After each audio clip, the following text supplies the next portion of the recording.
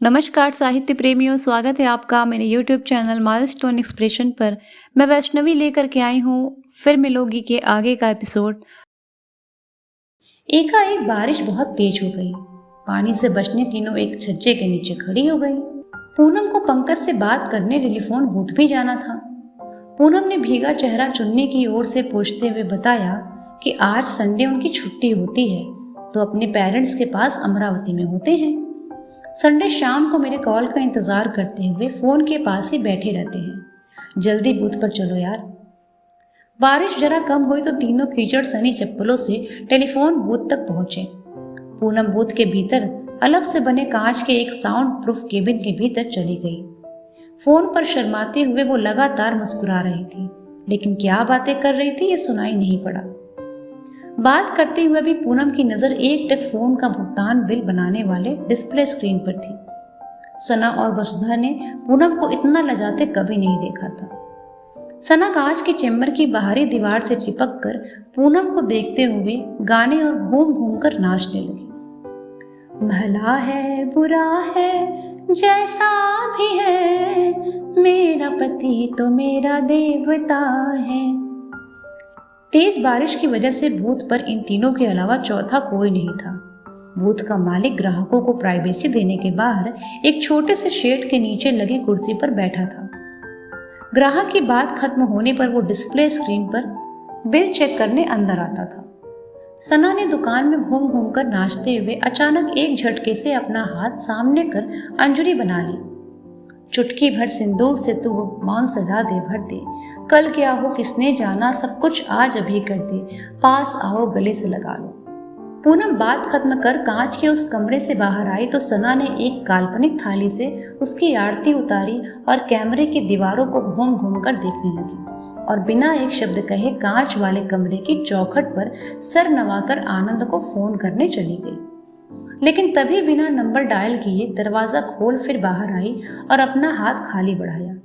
ये पकड़।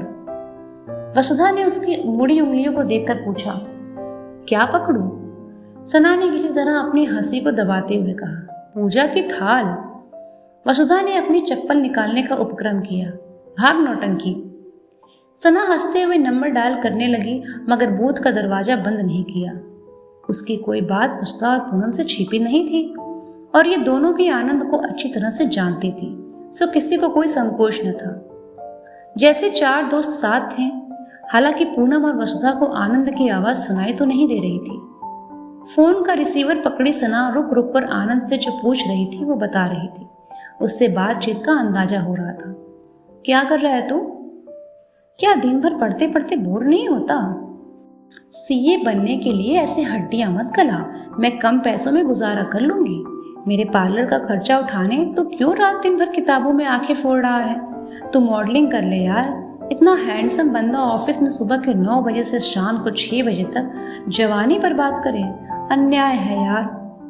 अरे नहीं, बाहर आई हूँ पूनम और वसुधा के साथ। आज हॉस्टल में संडे लंच शानदार मिलता है तो खा कर निकले थे। क्या तेरे को कोई बुला रहा है? आंटी बुला रही है मुझे?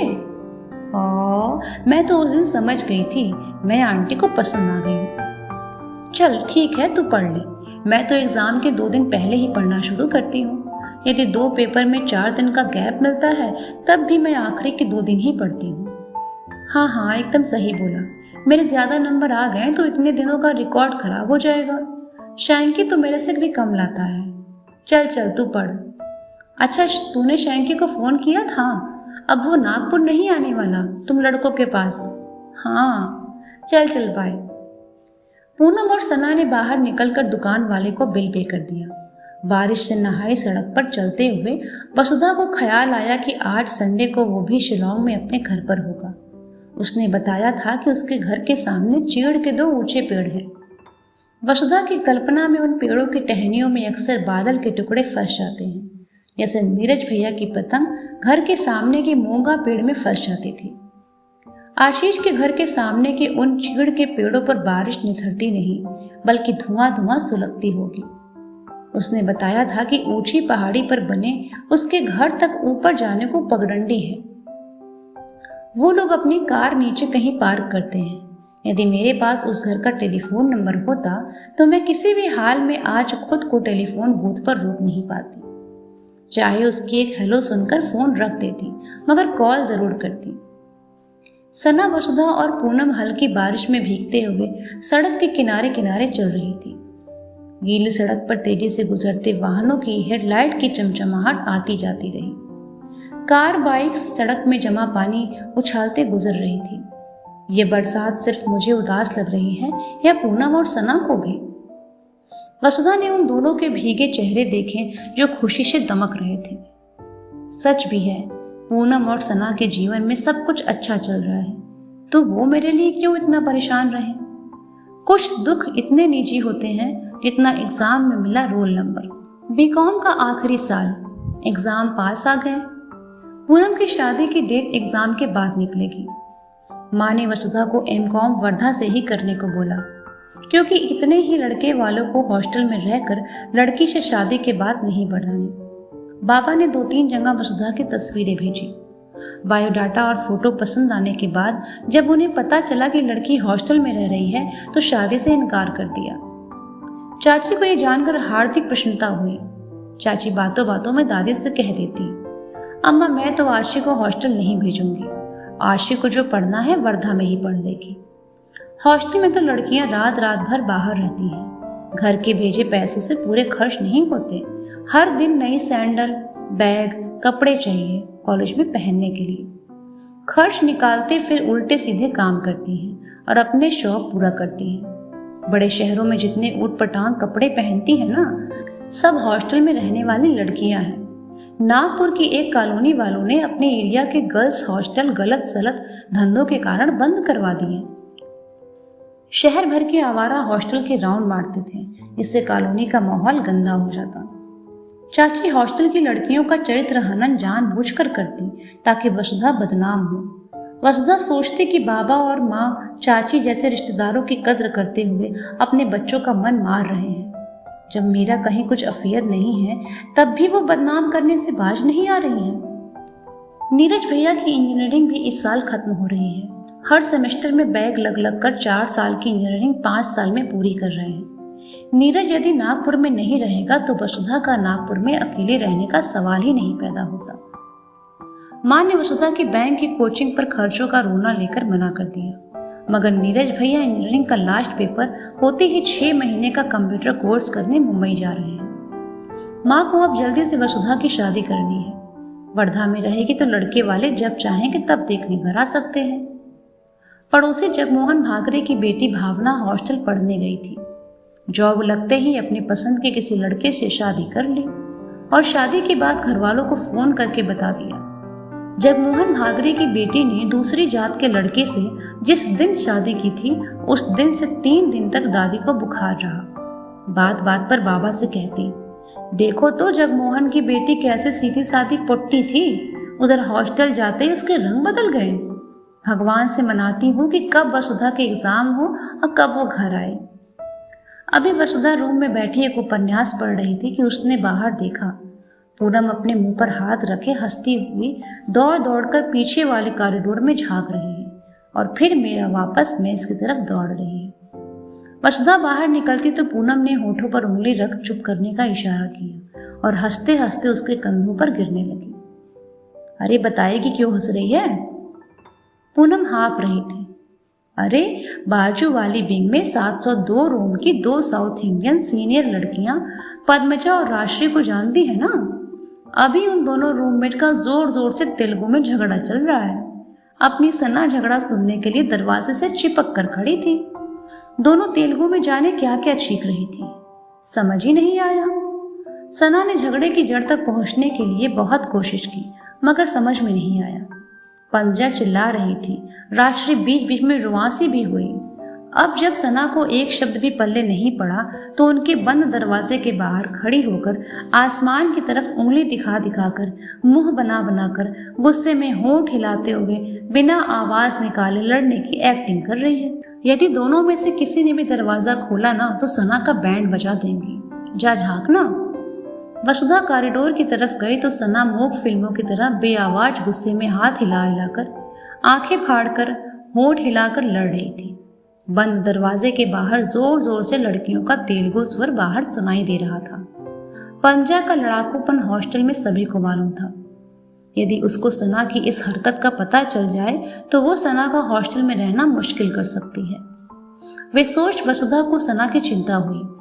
वसुधा उसे बुलाने बंद दरवाजे की तरफ इशारा कर डराने लगी। वसुधा ने हंसते हुए पलटकर पूनम से कहा, सना को मालूम नहीं है क्या पद्मजा कितनी खुखार है। किसी ने उसे बता दिया ना कि सना उसके मजे ले रही है तो अभी के अभी जनाजा निकाल देगी।